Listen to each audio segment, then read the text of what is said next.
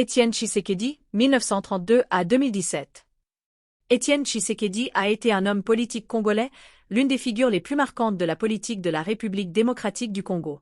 Né en 1932 à Shaba, actuellement Katanga, il est connu pour avoir été une figure de l'opposition durant la majeure partie de sa vie politique et un ardent défenseur de la démocratie et des droits humains.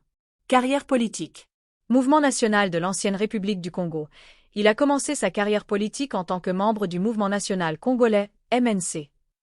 Mais au fur et à mesure des années, il s'est démarqué par son opposition aux régimes successifs, notamment le régime de Mobutu Sese Seko, qui a dirigé la RDC, alors le Zaïre, pendant près de 30 ans.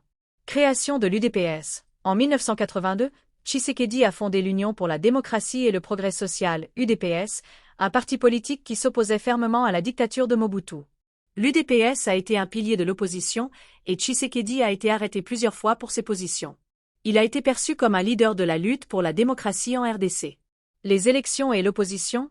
Tshisekedi a disputé plusieurs élections présidentielles, notamment en 1991 et 1996, mais il a été souvent confronté à des fraudes électorales et des violations des droits humains.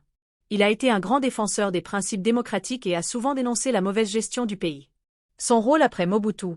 Après la chute de Mobutu en 1997 et la montée au pouvoir de Laurent-Désiré Kabila, Tshisekedi a continué de jouer un rôle crucial dans la politique du pays, parfois en tant qu'opposant, parfois en tant que membre de gouvernement de transition. Il a même été nommé Premier ministre par Kabila pendant une courte période en 1997, mais son mandat a été suspendu rapidement après des tensions politiques. Son héritage. Étienne Tshisekedi est reconnu pour sa lutte pour la démocratie, même dans les moments les plus difficiles, et son combat pour un Congo libre et démocratique. Il a laissé une marque indélébile dans la politique du pays, notamment grâce à son refus de céder face au régime autoritaire. Il est resté une figure emblématique de l'opposition. Félix Tshisekedi, président actuel. Félix Tshisekedi, le fils d'Étienne, a pris la relève de son père et est devenu président de la République démocratique du Congo en janvier 2019 après une élection présidentielle contestée, marquée par des accusations de fraude mais également par une transition politique pacifique.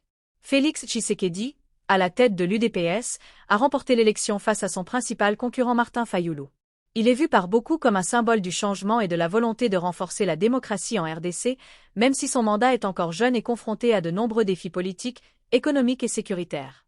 Voilà un aperçu de l'histoire de l'homme politique Étienne Tshisekedi, un des pères fondateurs de la lutte pour la démocratie en RDC et de son fils Félix, le président actuel.